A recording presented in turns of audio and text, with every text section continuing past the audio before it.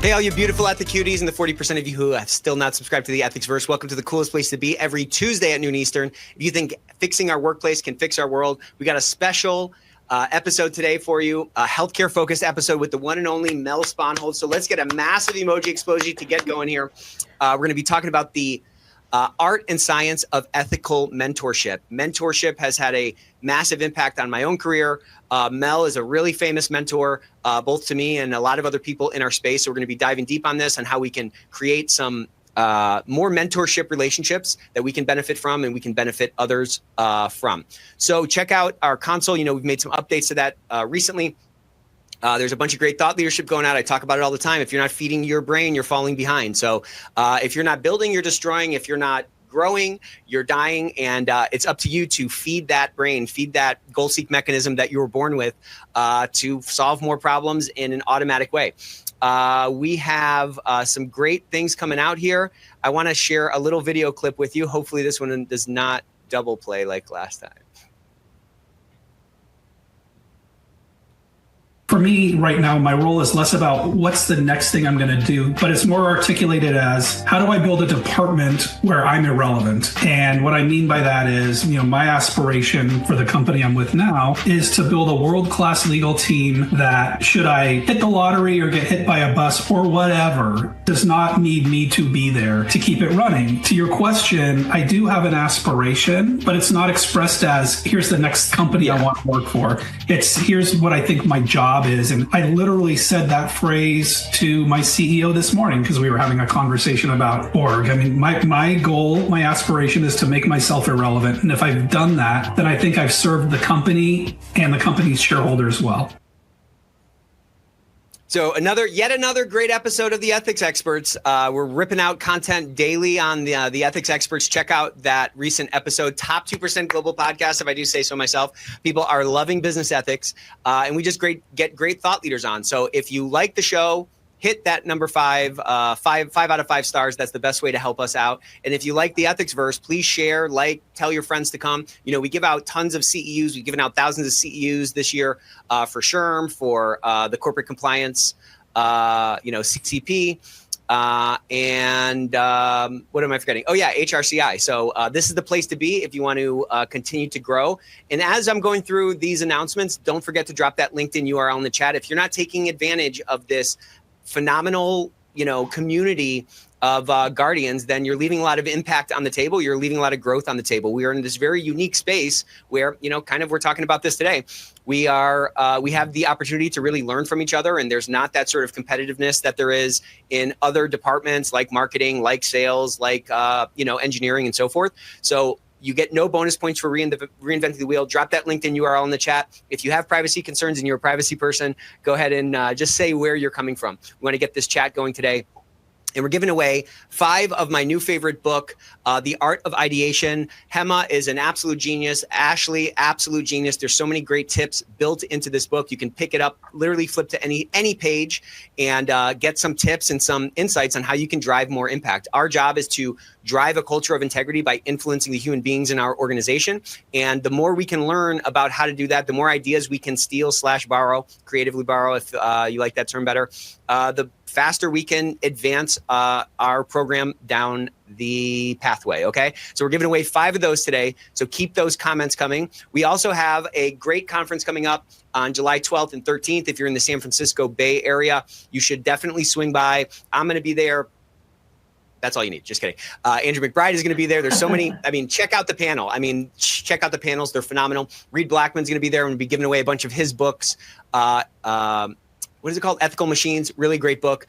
And we got a little code for you to get a discount, 50% off, Ethico 50. So it's not too late to sign up and show up, but it is almost too late to take advantage of the Promised Land promotion that we've been doing for Q1 and Q2. We've hit a lot of our growth goals this year. So thank you all who have looked at the Ethico tools.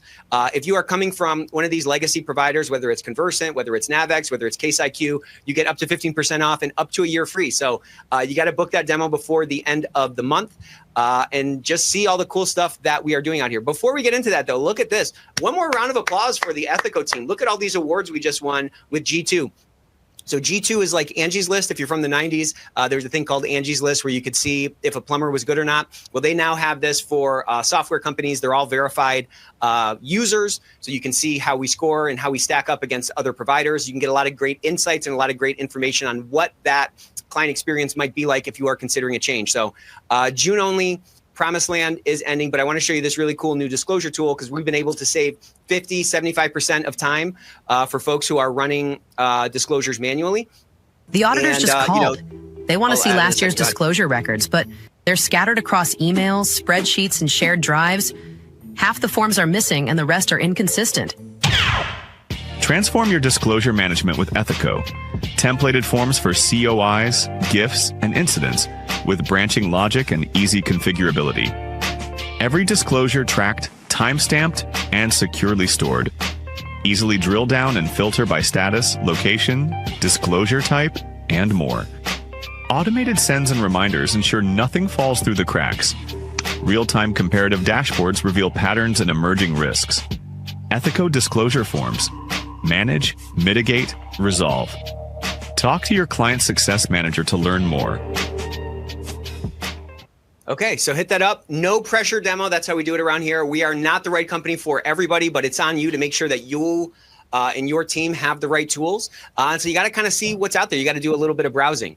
Okay, so I already highlighted these awards, which is phenomenal. I'm so excited for the chat today. I'm so excited to have Mel here. One more round of applause for the one and only Mel Sponholz. Mel, how are you doing? You look phenomenal in real life, and your avatar looks awesome as well. Always love the avatar. My kids really appreciate it as well. They find that very entertaining. So what are we talking about today, Mel? We're going to talk about mentoring today. How to get one, how to be one, why you should care. Because I really think that mentorship is a huge career catalyst, and it's free. So everyone should be taking advantage of it. So I'm really happy that you asked me to come chat with you about it. So I wanted to ask to get started though, like tell me about mentorship in your life, because I think that would be a good way to set the stage for why it matters. So I've had kind of a mixed experience with mentors.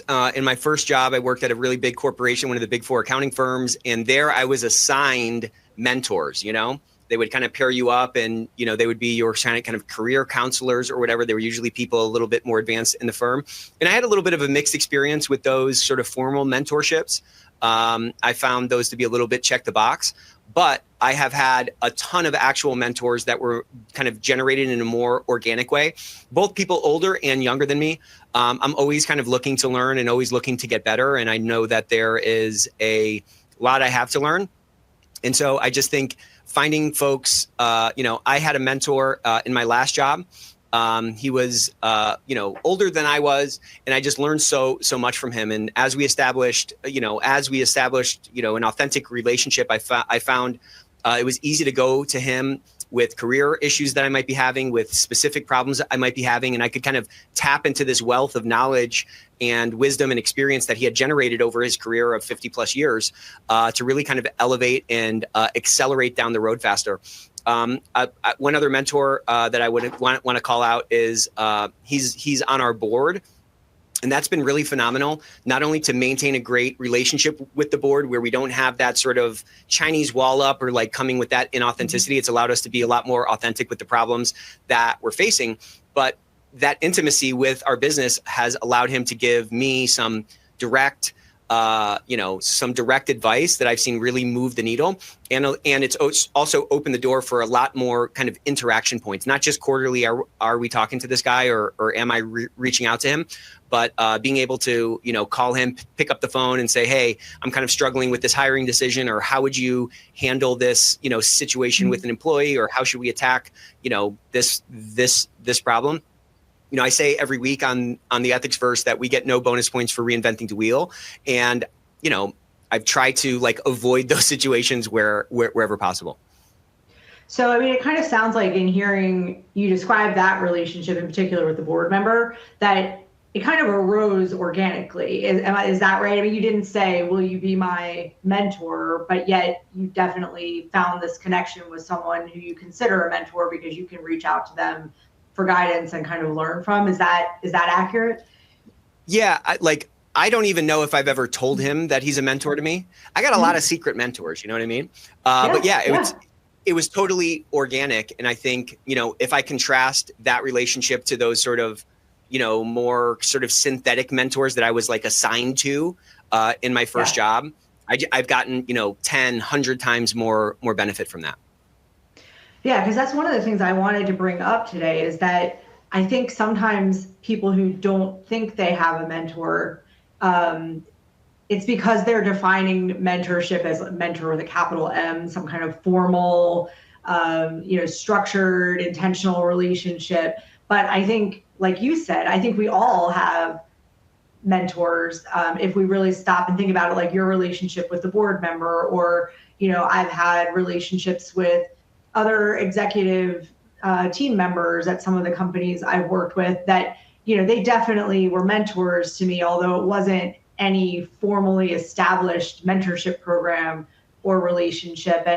And so I think some of it, I think it's Lisa Fine who talks about, she has many mentors. It's like her spice cabinet, because sometimes you need someone to help you with this, and sometimes you need advice on that, and kind of learning to benefit from the people that you're surrounded with professionally or personally. So I do think, there are mentors with a capital M, and we can talk about that too, but I want people to open their minds to how could you be receiving mentorship from people that are already in your life? Because I think, that's one of the easiest ways to get the benefit of a mentor is to kind of start thinking about those relationships you have with key leaders and professionals that you're surrounded with as people you can learn from in a mentorship capacity.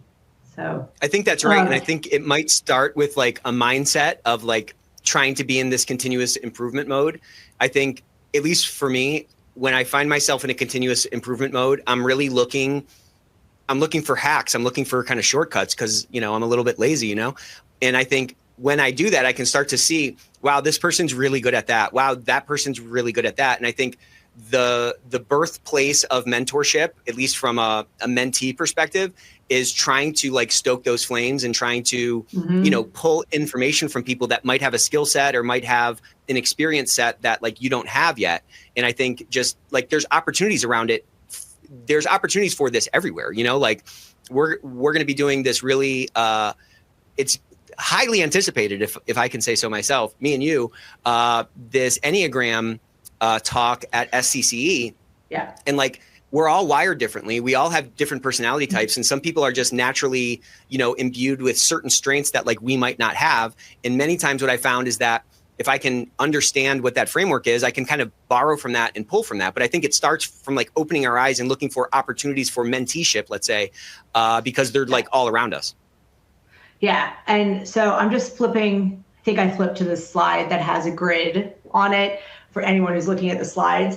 But I love the way you're couching this, Nick, because one of the things I really want to communicate today is that being mentored is not some passive activity. So like, Correct. in most cases, your mentor is not going to arrive like a fairy godparent, right? That, you just, I wish I had someone to show me the ropes and magically they appear and solve your problems. That's not really how it works. You need to be a proactive seeker, like you are saying, of knowledge, of connection. And so, I actually had AI put this grid together for me about, what are the benefits of mentorship for both mentees, mentors, and organizations. And I think it's just some good food for thought to think about why we need to put more focus on mentorship.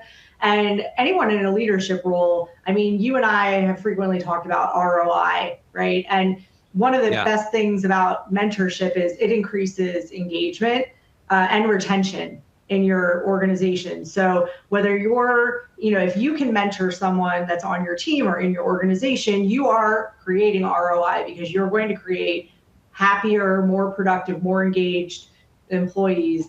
And if you're, looking for a mentor, it's going to make you more engaged in your job and feel more connected.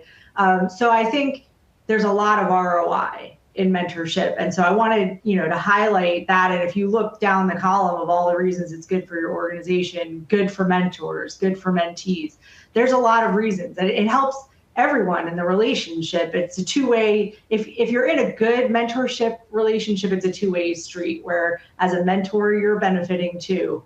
So I really, if you need some, fuel to maybe start some thought about mentorship in your organization, this chart, I think, does a great job. And there's some good articles out there too about how people with mentors advance more quickly in their career. Companies that promote mentorship have lower rates of turnover. So there's some really good reasons to get some mentorship going on. Yeah, and when we jump to the slide, you brought up that point of it being a two-way street. It takes agency, I think. To your point, they're not going to just, float into your life. But the second to the bottom one about perspective really resonated with me, because it allows you to expose, it allows you to share your wisdom. It allows you to convey lessons that you learned falling off the bike, so somebody doesn't have to skin their knee themselves. But it also allows for, when it's working right in that two-way street, as you said, you get a lot of other perspectives.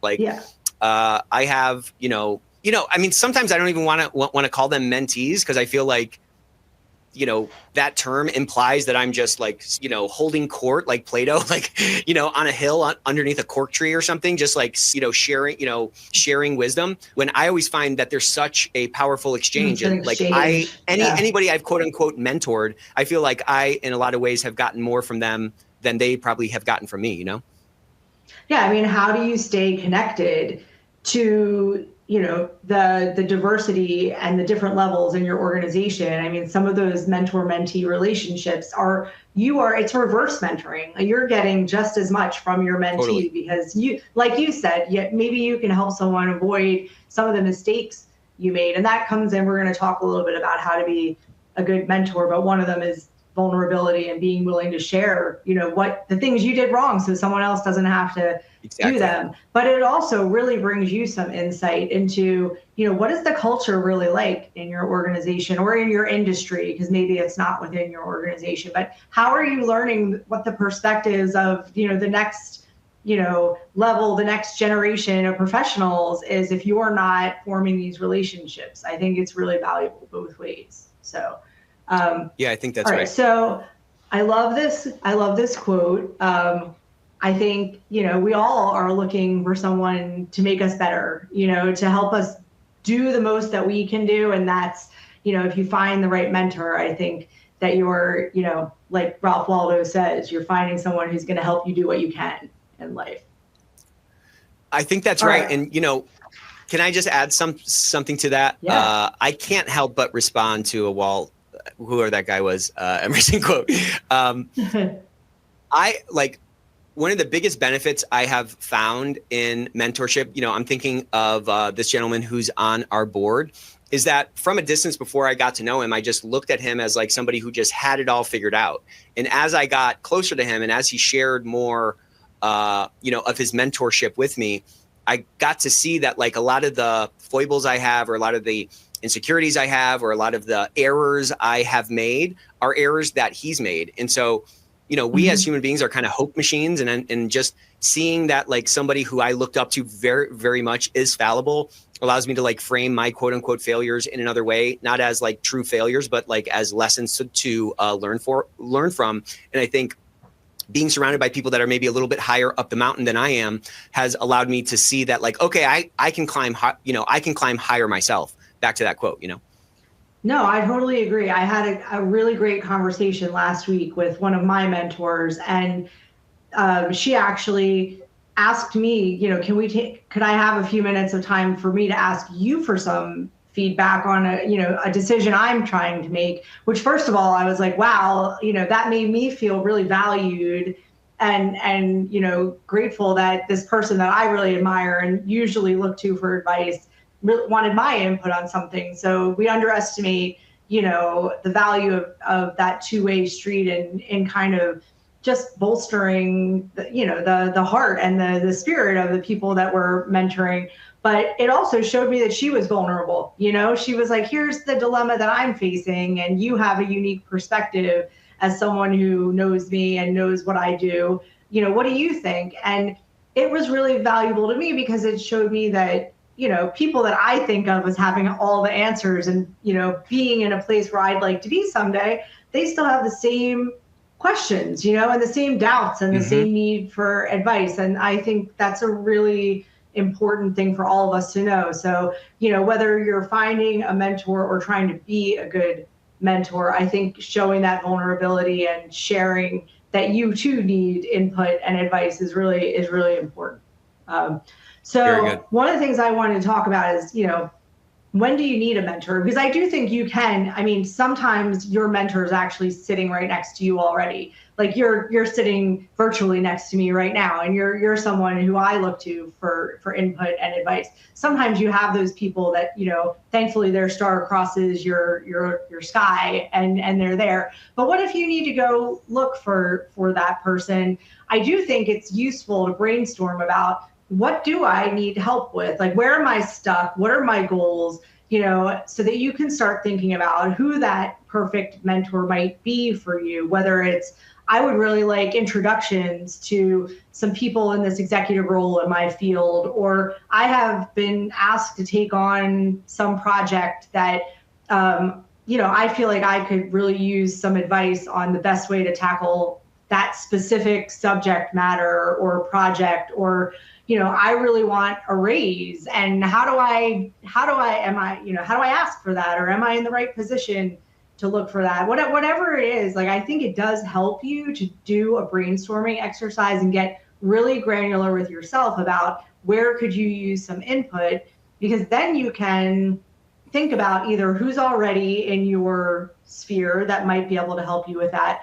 And if they're not someone that you can think of already, how do you find them? And I use the example of Ellen Hunt because, years ago, I really wanted to start hosting some events, compliance events, and to start, speaking more, because I really enjoy that. And I really wanted some help to figure out how to crack that circuit, and I loved Ellen's content. When I saw her speak at conferences, when she posted on LinkedIn, I just felt, how sometimes you see content from someone and you just feel like, oh, I could go have a beer with that person and we would be friends, and I really admired her and felt that way. And so I reached out on LinkedIn.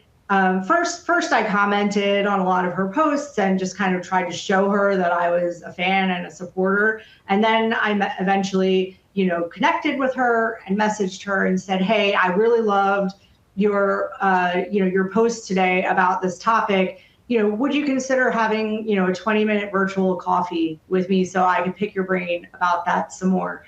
And that's how our relationship started. And, she's become one of, my compliance and personal mentors. And it was because I really intentionally sought someone for that specific reason, and it really blossomed into much more than that. But I think I really encourage people to start thinking about what exactly is it you're looking for, so you could be more intentional about finding it. Yeah, I think that's great advice. And I think that intentionality, maybe you can manifest your mentor that way, but I think what actually happens is getting specific about it causes you to sort of step out, observe yourself, and articulate what gap you're trying to fill. And I think just going through that exercise, to your point, helps us to open our eyes to people that might have a strength that, is a weakness for us, or might have that sort of missing piece. But I think the lack of that sort of specificity makes the intentionality that is required to generate an authentic mentor relationship really difficult. Yeah, and I also think, you can really get the most out of it by think of it as a job description almost. Like, I would really love someone who, like, when I got asked to take on ESG at the firm, I, was not an expert in that area. So I'm like, what do I need? I need some folks who have trod this ground already. I need someone who, has been working in sustainability or ESG or responsible investing, whatever, term you want to use. And I really need someone who can talk to me about the pitfalls, talk to me about, like, I need to hire a vendor to help me, collect this ESG data. I don't know anything about, I'm getting spammed with, lots of people who say they can do a good job. Who would know, who can really do a good job from experience? So, I really kind of created in my mind this job description for a mentor. I need someone who's worked in sustainability in the private equity space. I need someone who's had to produce a responsible investing report for an organization so they can talk to me about how they pulled that together and, what were the pitfalls. I want, someone who's, our organization we're not an impact investor, right? It's not our primary focus. So I really needed someone who could understand walking that fine line between, like, we want to be responsible stewards of capital, but we're not going to, be marketing to people who want only to invest in impact. So I had this really specific job description in mind as I tried to find that person, and it really did help me connect with the right person to give me the input that I needed. So, I would challenge everyone who's listening to, like you said, it's a great exercise to go through, even just to think about where are your knowledge gaps, where are your development opportunities. So really sit down and think about, where could I use some more input to help me grow in a specific way and create kind of a job description. Like, if in a perfect world, I would find someone with all of these skills and then go out and try to find that person. I think it'll make your experience, a lot better. I was, so I love that specificity, and let me ask you this question. I've talked to someone before and they wanted a mentor, but they struggled with being like a taker, and they wanted to bring value to the relationship as well. Did you ever feel that way? And how did you kind of overcome that value exchange to where you don't feel like you're, a taker? You know what I'm kind of asking here? Yeah. And it's interesting. I was just at Compliance Week, did their women's conference last week, and we did some roundtable conversations about this. And this was something that came up from a lot of people where they said, how do I get past, I feel really awkward asking someone for mentorship for that, because I feel like, it's a burden, right? Like I'm making this ask and I feel like it's going to be awkward. And so, I think a couple of things on that. First, back to, what we were talking about earlier, I really do think that folks who mentor have learned that they benefit as well.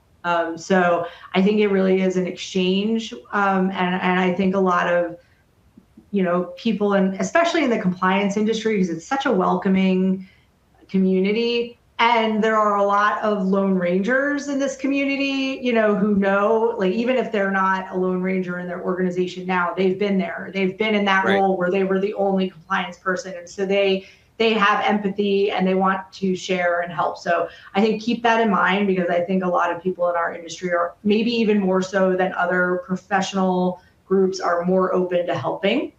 And then I think as someone who's approaching a potential mentor, you also want to kind of wade in mindfully, so that you want to, like I did with Ellen, like I didn't, out of the blue, drop her a line and say, hey, would you be my mentor and meet with me every week and help me grow my professional career? I started small, which I think is also important, because you need to, like, there needs to be the right, like, chemistry in some sense too. Like, you may think someone's content is fantastic, and then when you meet them in person or virtually, they're a nice person, but there's no spark. There's no, there's not that right connection. Chemistry. Right. So start with a small ask. Start with a specific small ask, like, hey, Nick, I saw the Ethicsverse the other day, and what you were saying,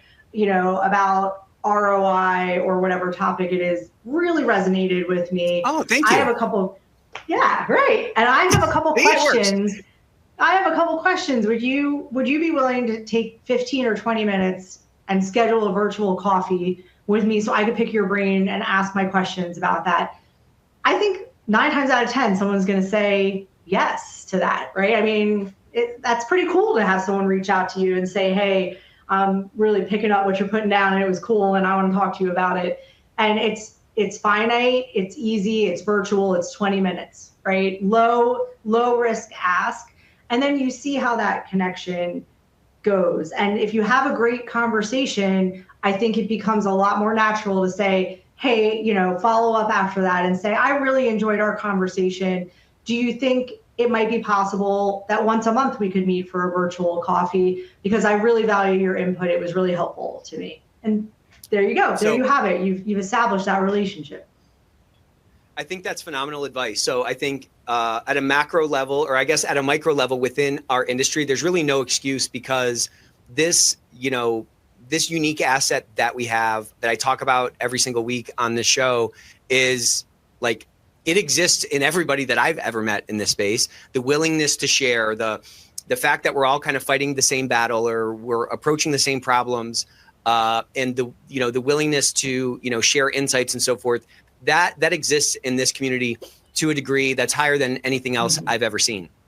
But I think going on a more macro basis, in my experience, that just hasn't really come back void. If I've asked somebody for their perspective on something, I think it's a massive hack to generate within yourself the confidence to like pull up a mentee chair and sit in somebody's office, so to speak, and ask them their perspective on something. Like Mel said, I don't think it needs to be a 3-day offsite for your first foray into mentorship.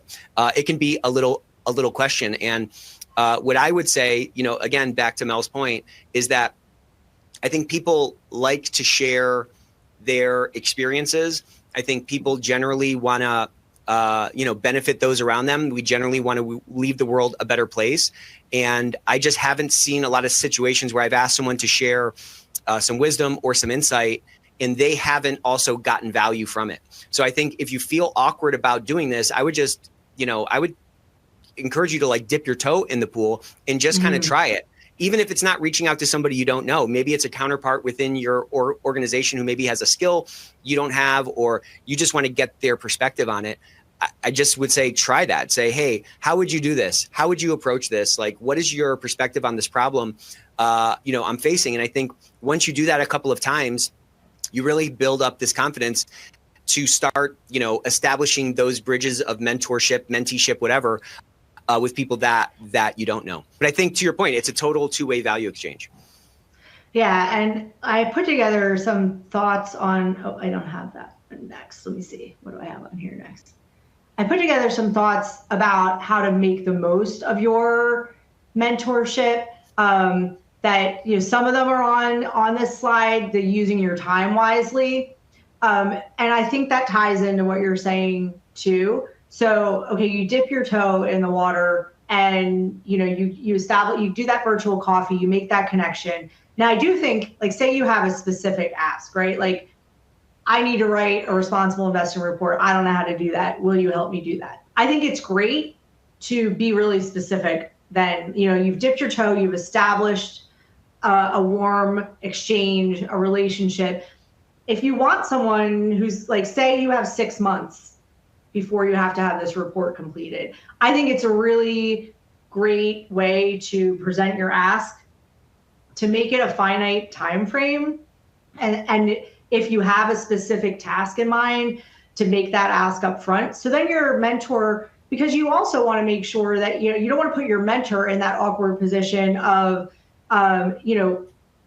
signing on without knowing, okay, I have time over the next 6 months to establish regular meetings with Nick. Like I can build that into my schedule, and he needs to help write this report, and he's asking if I could spend half an hour every other week giving him input as he writes this report. It's very specific ask, and I can look at my responsibilities, like, maybe you're asking at the wrong time. Maybe Nick has to produce has some huge deliverable for his company in the next 6 months, and it's bad timing. And then that gives him the ability to say, I would love to help you. I also have this huge deliverable. Could we just meet once a month instead of every other week, so that I can make sure that we're both clear on the time expectations and what you're hoping to get from me, so that it's a positive two-way street and no one ends up feeling bad. So I think you should be, if you have a specific time frame, project, topic in mind, that after you've established that kind of relationship, be specific. And it's nice to kind of set a time frame too, to say like, hey, could we touch base, once a month for the next 6 months? That way, you don't feel, somebody doesn't feel like, oh my God, I'm signing up for, forever. And I don't know if I can do that, or that's a big ask. You're giving really specific parameters. And then also be specific with your time with your mentor, right? So if I get half an hour with you, Nick, and I only get that once a month, it's really helpful for me to email you a couple days before and say, really looking forward to talking on Wednesday. Here are the things going on with me right now that I'd really like to run past you, or here's the first draft of my table of contents for that report. Could you take a look so that when we meet, I can get your feedback on what you're thinking there. Like, get specific, treat it like you would other interactions in your professional life. Have an agenda, be clear on your asks, set some expectations, so that you can be respectful of your mentor's time and their the value of their time thinking about what you're needing from them, so you can get the most out of those interactions without it being a burden, like you said, without it becoming a burden. And say, thank you, thank you so much for doing this. And is there anything I can do, to help you, because you've been so valuable to me? Like, I think that's a great thing to do too. Yeah, I think we have to make it, this is maybe a way to like attack any awkwardness we might feel. But I think if our posture is, or our intention is that we want to make it as easy as possible to get the information from the mentor, that we can, that creates then these tactics that you're talking about, where we're coming with a little bit of pre-work. We're being sort of explicit about the ask so that they have time to think about it if they're that type of a person, and you can really get as much as you can out of that time that's set aside. I want to just talk about one other point that you have on the right side of the screen here, about being like open and honest. Mm-hmm. I think it's on us to create the vibe and create the sort of culture for the mentorship, or at least be specific, maybe from the left side, on what kind of relationship we want that to be. I don't think coming to that kind of an interaction like we would a job interview is the right play. I think coming with openness, with vulnerability, with sharing what we're actually struggling with, which we probably wouldn't be bringing to like a job interview, for example, can allow for a lot more openness for that relationship, and really can set the circumstances for success over time. If it feels like posturing, or it feels like you're trying to impress the mentor, I think that is kind of a formula for whatever, like, failure. Okay. And I think continuing along those same lines, it's really gratifying as a mentor to see that someone is acting on your input. So I think you need to go as a mentee, you need to go into this saying, okay, well, if I'm going to ask for this advice, I'm going to act on it, and I'm going to follow up and say, great conversation that we had last month, Nick. I took what you said, and this is what I did, and this is how it worked out. That's really valuable. And I think for you to get something out of your mentorship, you have to go into it saying, I'm going to have an open mind. I'm going to be willing to try new things and get out of my comfort zone based on some of the advice that I get. Phenomenal point. I mean, you have to close the loop on it. I had a quote unquote mentee before where I felt like I was having the same conversation over and over again. And I just felt like, this isn't really going anywhere. Maybe it's me. It wasn't. But, you want to close that loop. And if you try it and you fail, that's a fine way to close the loop and say, hey, I took that advice. Maybe I didn't do it in the right way. It kind of fell a little bit flat. What do you think I should do differently? But I think, to your point, like, the benefit from a mentor's perspective is that they're helping someone sort of progress up that mountain, or accelerate through that J curve. And so if you can give them sort of quote unquote status updates along the way, it can let them see that you're taking their advice, seriously, and you're trying to put it into practice. That can help kind of keep the flame of that, mentor-mentee relationship alive and, from dying down. Yeah. And so I put in, I think I have another fun quote in here, but I also put in this mentorship and sponsorship, because I think people also need to think about what are, I think sponsorship is just another flavor of mentorship, but they are kind of distinct asks, in that sponsorship is often more specifically focused on advancement in your career. So, maybe it's someone either in your industry or in your specific organization, but you're saying, I really want to get from compliance specialist to compliance director. I really need someone to advocate for me, to put me, in the room where it happens. Can you, Nick, can you be that sponsor for me? Because I know that you could push for me to sit on a committee, or, advocate for me to speak at a conference, or maybe on the Ethicsverse, to get that exposure, that I'm looking for to advance. And that's really specifically what I'm looking for, is someone to help me move up the ladder. And I do, maybe you start with a mentorship and it shifts into a sponsorship, because someone has to know you and believe in you to put their reputation on the line, to say, hey, I think Nick would be really great at this next role. Let's put him on our compliance committee, or we have a committee that's put together to evaluate vendors for a specific need. I think Nick would be great input on that. Or let's put in an application to speak together. Let's propose a presentation together for that next conference, because I think you'd be great and I want to get you that airplay. But I think you need someone to feel confident in you and in your ability, and to know you, so that they feel okay putting themselves on the line to help push you forward. Phenomenal. You have one career, you have one life, and I think it's on each one of us to exhibit that high agency to steer our career, our life to where we want to go. I think this sponsorship thing, I kind of think of sponsorship of like people saying your name or advocating you in rooms that you are not in. And it's probably hard to have someone be an explicit sponsor for you if they don't know you.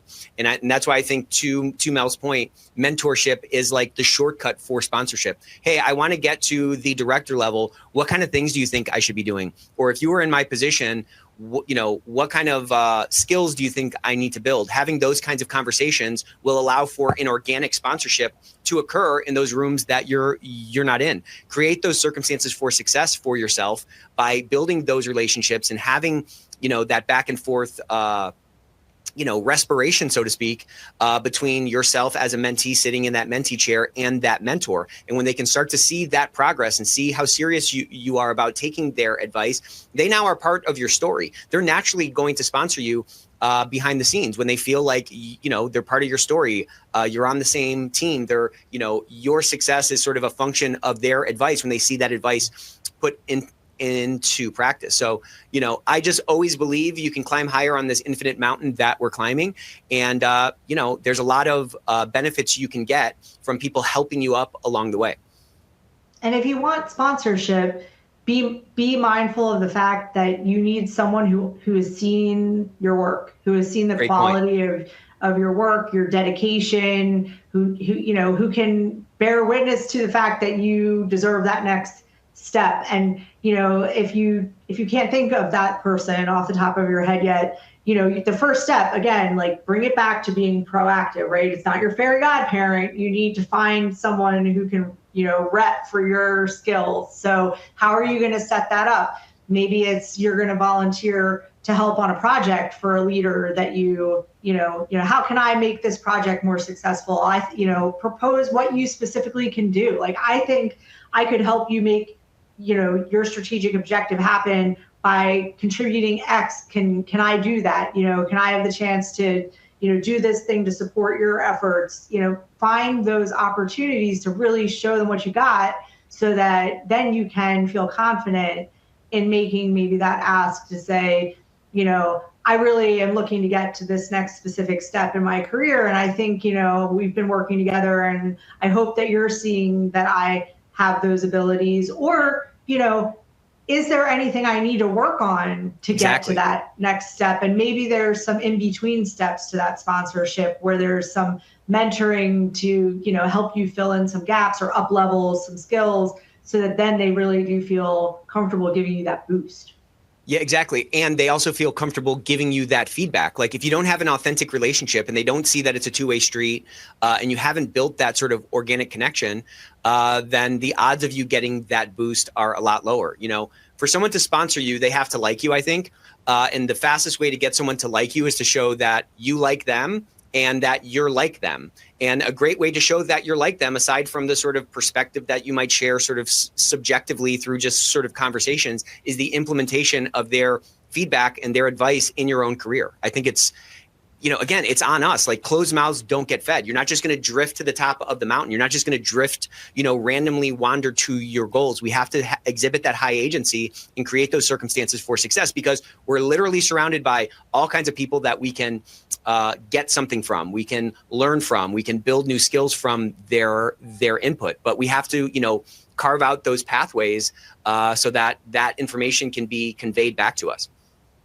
And this kind of goes back to your question a while back about, you know, people feeling like, how do I get started with a mentorship and how do I make that ask without it seeming burdensome or awkward or whatever? Well, I think you need to be thoughtful about, like, maybe your first ask isn't like, can you get me promoted? Right? Like, because you need someone who can, you know, who can give you can assess, you know, your skills, get to know you, work with you, so that it'll feel organic. By the time you say, right, you know, wow, it's been really great getting your input on this. How do you think I'm doing? Ask for feedback. You know, how do you think I'm doing? We've been talking to each other for a few months now. Do you feel like I'm making progress? Where are my blind spots? Where do you think I could still, you know, experience some growth? And after you've had that constructive relationship where you're asking specifically for input, you're giving that mentor feedback on how you're taking that advice, putting it into practice. Where is it working? Where is it not working? What are you doing? You know, what could you be doing differently? As you build using those steps through your mentorship, that's when you're going to get to the point where you could say, hey, you know, there's an opening for, you know, a promotion. I really like that seat. You know, do you think I'm ready? Can you help me get there? Exactly. And it's not going to feel awkward at that point. It's going to feel organic at that point. Yeah, because you already have that relationship. You know, one thing I wanted to talk about, you know, there's that old saying, if you want a friend, then be a friend. And I think that holds true in this sort of mentorship discussion as well. If you want a mentor, you should try to be a mentor. And what that, I think, causes us to do, if we have that intentionality, you start to see opportunities where you might be able to help those around you. And what that creates is kind of this muscle where you can be, you know, sharing your wisdom, sharing, you know, you don't want to jam it down someone's throat unless they're your children, of course. You want to share that like organically with folks. But I think that gives you some real insight. It'll give you opportunities. It'll open your eyes to opportunities for this, either from a mentee perspective and a mentor perspective, A, and B, it'll help you be a better mentee if you're mentoring other people, because there's certain behaviors that you're going to see when you're, you know, in that mentor chair or in that mentor seat that you want to make sure that you don't exhibit to your mentor. So, you know, it's most beautiful when it's kind of, you know, a 360 kind of a thing. And there's a sharing and a taking of perspectives up and down the chain. But again, if you want to be a friend, or if you want a friend, be a friend. If you want a mentor, then you should try to be a mentor to those around you, because everybody on this call has a perspective, right? Like anybody who's alive has a whole series of successes throughout their entire life that, you know, you're still standing. So you have a bunch of wisdom that you've accumulated over the years, and you don't have to be obnoxious about it. But there's probably opportunities for you to help those around you, or to ask somebody who you think might be struggling if you can help, or if you can share that perspective. Well, I mean, and so the quote that I have on here, to teach is to learn twice.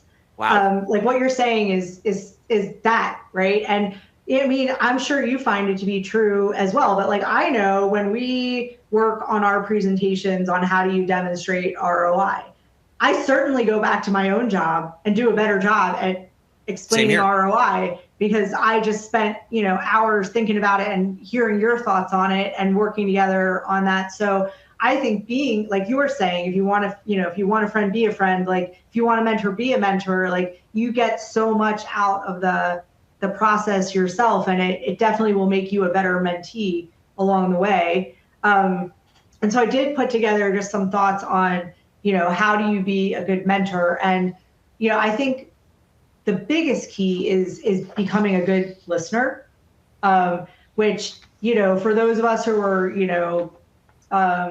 multitaskers, or, we've always got 20 things going on, easier said than done, right? I think being a good listener is simple, but not easy.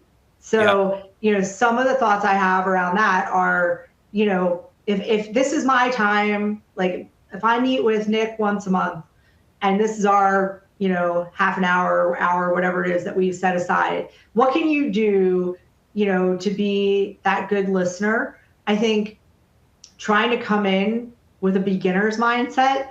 So come into it just listening as if it's the first time you're hearing about the topic, if you can, not coming into it with your preconceptions, coming into it just open mind, listening, fresh, tune out distractions. Like if you're in an office that team chats all the time, or, your texts on your phone or your pop-ups for your emails or whatever, distract you, then turn it all off for that period of time. If you have double monitors, turn off your other monitor if you're doing a Zoom session. Or if you can meet in person, like even better. Like if you can get periodically one-on-one time in person with your mentee, that's the best kind of listening there is. But really commit to being fully present with your mentee during that time, because I think that's the best way to really hear what they need, hear what's going on with their lives, and really be able to give some good input. I think if you can set those clear expectations that we talked about first, like what are we going to talk about today? Oh, Nick, you're getting ready for a board presentation where you need to go in and you have a budget ask and you need to, communicate how this is going to help the company. That's what we're going to focus on today. And then commit to that time and listen so that you can give really good feedback that's not distracted, that's really specific to what your mentee needs in that situation. And then you're really ask a lot of questions, right? Because it's easy to make assumptions. I don't know. The 4 Agreements is one of my favorite books. And one of the 4 Agreements is don't make assumptions, right? And I think as mentors, sometimes you're quick to think that your mentee's problem is whatever your problem was with that situation because you didn't listen carefully. You need to ask a lot of questions. It's like, okay, so, you feel like your CEO sees you as a cost center and, he declined your budget ask and asked you to come back with more evidence. What did you give him the first time?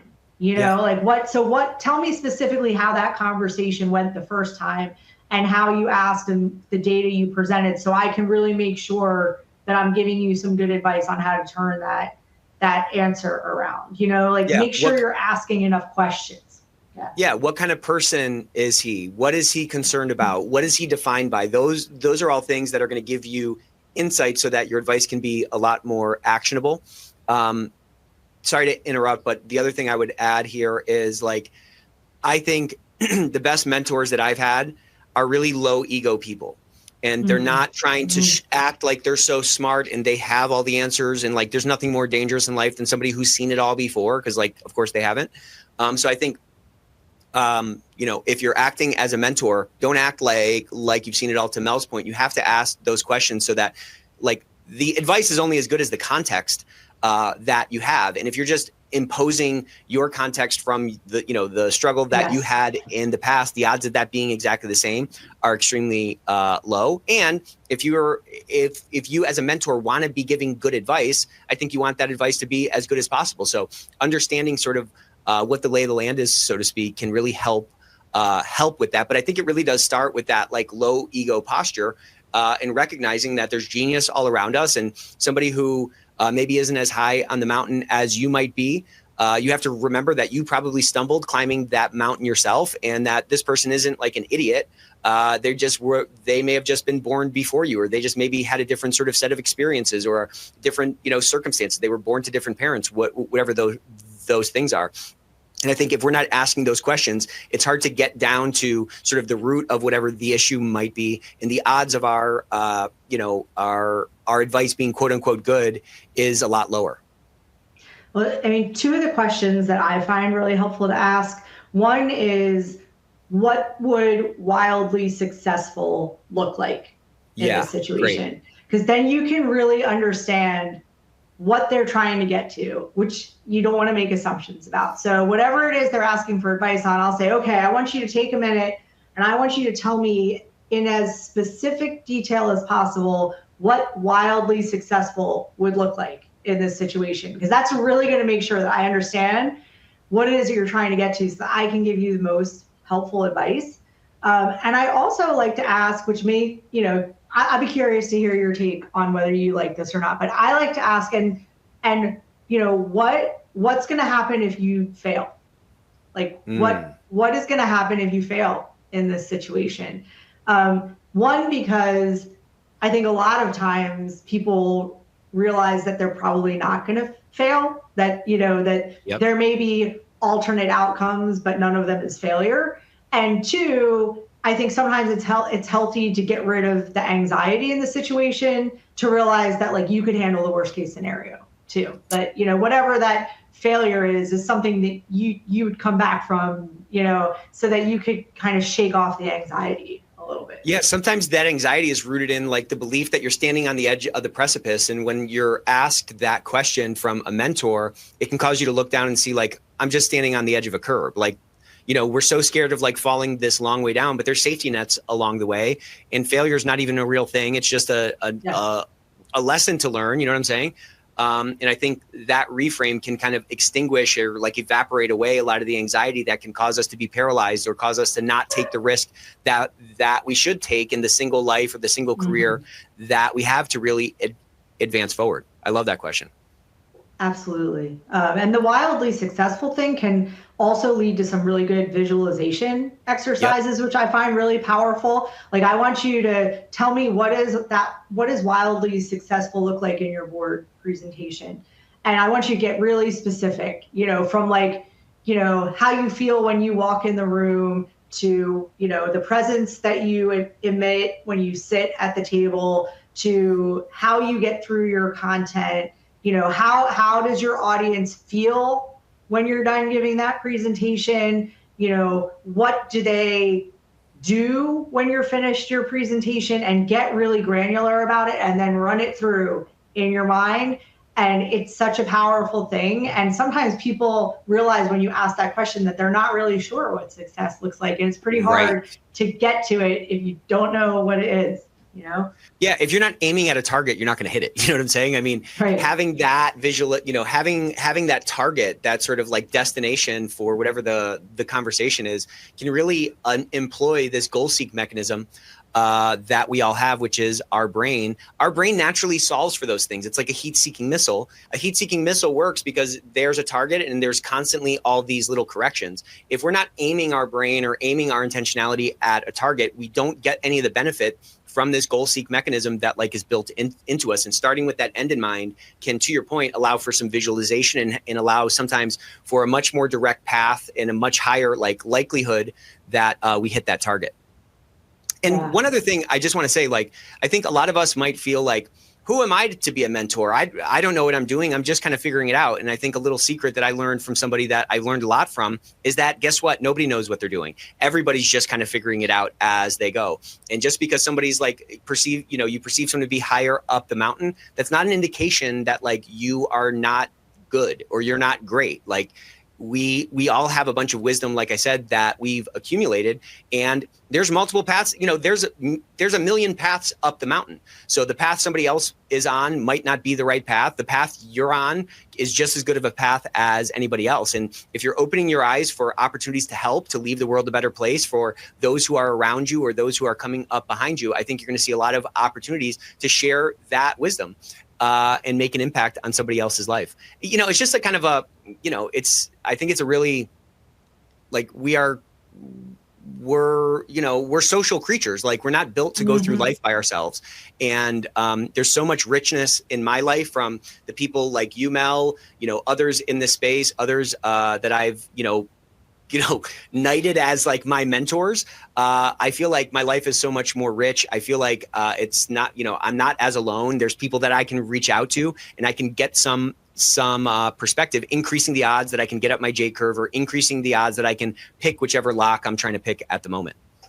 You said it at the beginning. If you're not growing, you're dying, or if you're not growing, you're shrinking. I think growth comes from connection. So, just take the first step, expand your network, find people who have different knowledge sets than you, and exchange. You'll be giving them something, they'll be giving you something. And that's at the core what mentorship is. And if everyone who's listening today just makes a plan for how they're going to increase that exchange, take the first step to increase that exchange, it's going to contribute to your growth. Well, look at that. We are already over time. Let's get a massive emoji explosion for the one and only Mel Sponholz. Mel, this presentation was really phenomenal.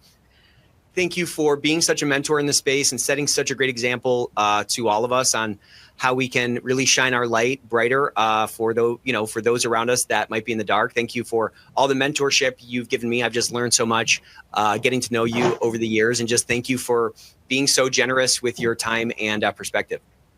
Right back at you, Nick. Thank you for having me. All right, y'all. We'll see you on Thursday. We got another great episode coming up, and hopefully you can come to the AI conference. That's going to be great as well. Love you all. See you soon.